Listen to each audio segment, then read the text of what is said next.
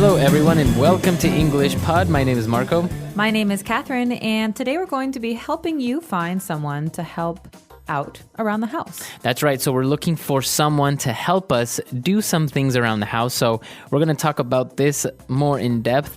But first, let's take a look at one word on Vocabulary Preview. Vocabulary Preview. So the beginning of today's dialogue has to do with a newspaper ad. We are writing an ad for the newspaper. Now, what exactly is a newspaper ad, Marco? That's right. So in the newspapers, usually there is a section called the classifieds where people post ads or advertisements or adverts where maybe they're selling their car or they're looking to hire people. So this is what a newspaper ad is. You're selling something, you're buying something, or maybe you want to hire people, etc. It is basically an advertisement in the newspaper to find help. All right, so let's listen to our dialogue, and when we come back, we'll be talking more about the words and phrases you've heard.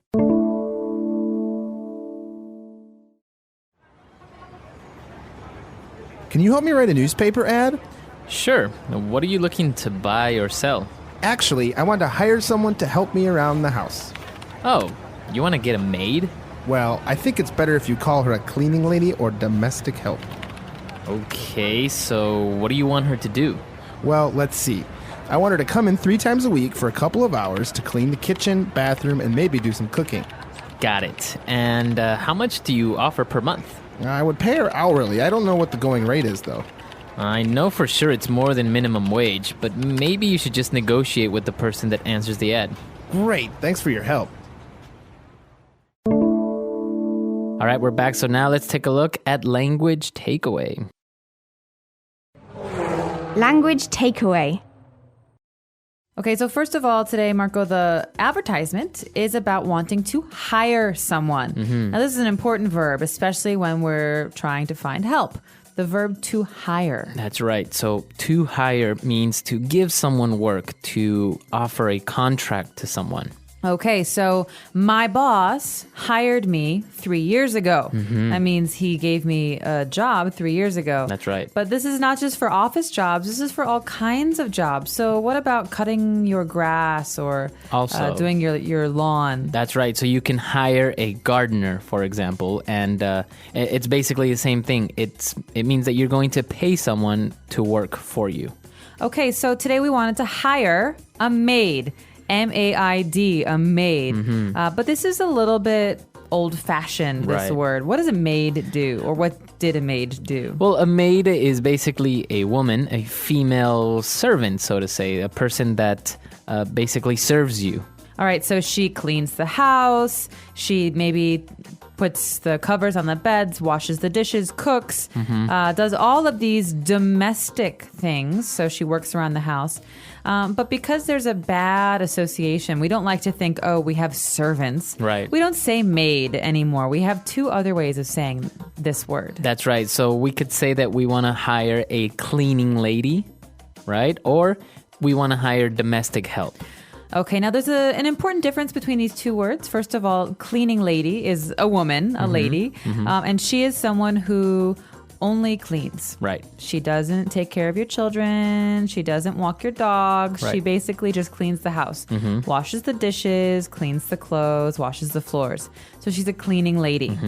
Now, domestic help. This is a little bit more general. Right. So domestic help would be a little bit more in depth of what the person's going to do. So will help with the domestic work, with domestic meaning the house. So this person will maybe cook for you, clean the house, take care of the kids, do everything that is associated with the house. So it's important to see that domestic means something that has to do with the house. So this is help man or woman in the house. Right. All right, so that's all we have for language takeaway, but we do have another section, Fluency Builder, in which we're going to look at some great words and phrases. Fluency Builder. All right, so first on Fluency Builder, let's take a look at how we're going to pay the person, because obviously we were saying that we want to hire this person, we're going to pay them. So how are we going to pay them? The person said, I would pay the woman her hourly. I would pay her hourly. Okay, so this is the rate. This is how much she will be paid. And we don't say she will be paid $10,000 per year. We say she will be paid $10 per hour. Right. So we pay per hour. This is paying her hourly. Right. So if you have an hourly wage, that means that you get paid per hour. In contrast with a salary, that means that you would get a fixed amount every month. All right, so if the monthly salary is $1,000, for example, you could break that down and say, but every day you earn 100. Right. You work 10 days. But if it's hourly, you say you'll get paid $10 per hour. So if you work 4 hours today, you will earn $40. That's right. Okay, so now we want to pay the cleaning lady hourly, but we don't know what the going rate is. Going rate. Going. So this is an interesting phrase, and it's important to notice that it's not going rate is an amount of money, but it's not always the same. Right. It depends on the industry. So the going rate for a teacher is different from the going rate for a cleaning lady, which is different from the going rate for a language tutor. Right. Or like an English tutor. So first of all, the going rate is how much these people, these cleaning ladies, normally earn. It's an average. Right. So you would usually calculate it, say the approximate going rate is between maybe $8 to $10 per hour.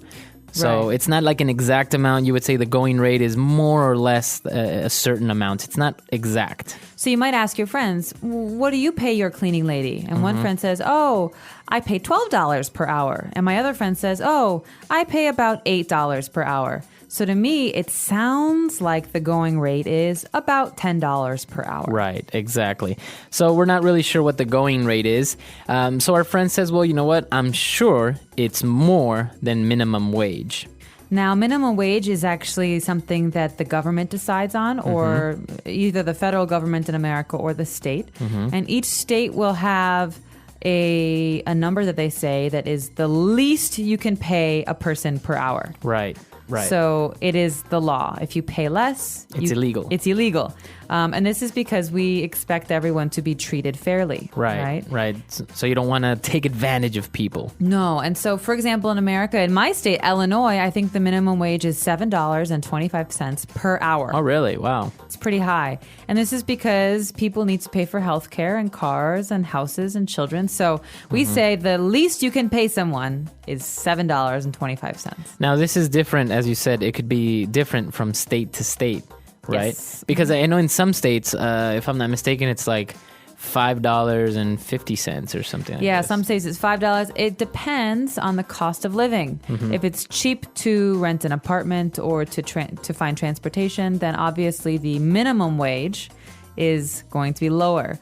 Obviously, there's no maximum wage. There's no number that is the most you can pay someone. But all states have a minimum wage. It's the least that you can pay someone per hour. Okay. And now for our last phrase, we don't know what the minimum wage is. We're not really sure what the going rate is. So we should just negotiate with the person that answers the ad. All right, now to negotiate is a great verb. It is something that all of us do all the time.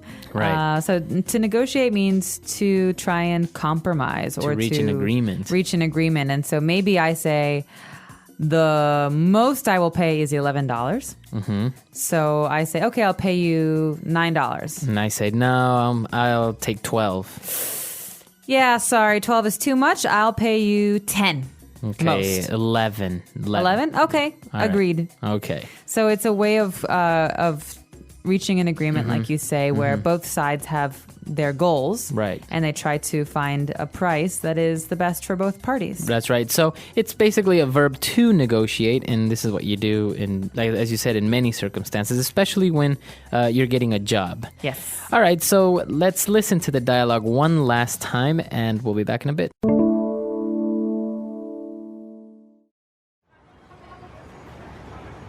Can you help me write a newspaper ad? Sure. What are you looking to buy or sell? Actually, I want to hire someone to help me around the house. Oh, you want to get a maid? Well, I think it's better if you call her a cleaning lady or domestic help. Okay, so what do you want her to do? Well, let's see. I want her to come in 3 times a week for a couple of hours to clean the kitchen, bathroom, and maybe do some cooking. Got it. And how much do you offer per month? I would pay her hourly. I don't know what the going rate is, though. I know for sure it's more than minimum wage, but maybe you should just negotiate with the person that answers the ad. Great. Thanks for your help.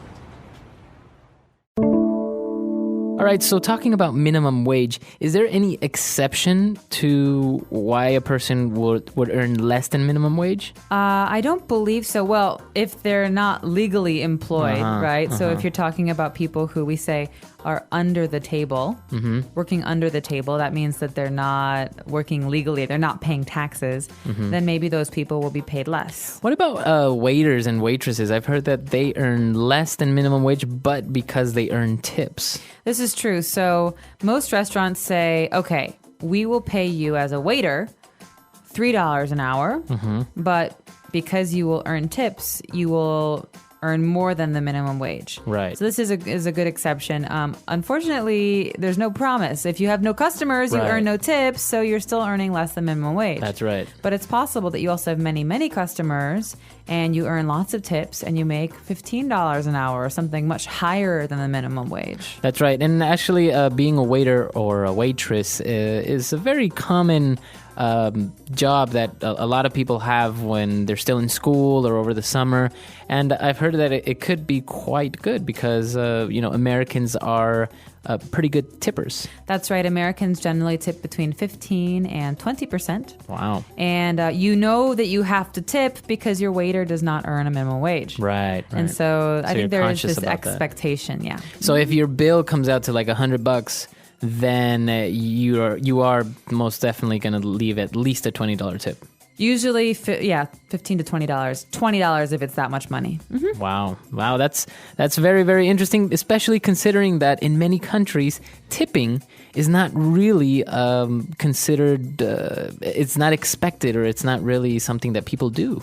Exactly. And in America, it is something that you have to do. So I think a lot of times when people come to America, they don't expect to pay this. There's tax, there's tip. So when you see a menu, remember that the cost is a lot higher than what you see. Exactly. All right, a very, very interesting topic. Let us know if you have any questions, any doubts or comments.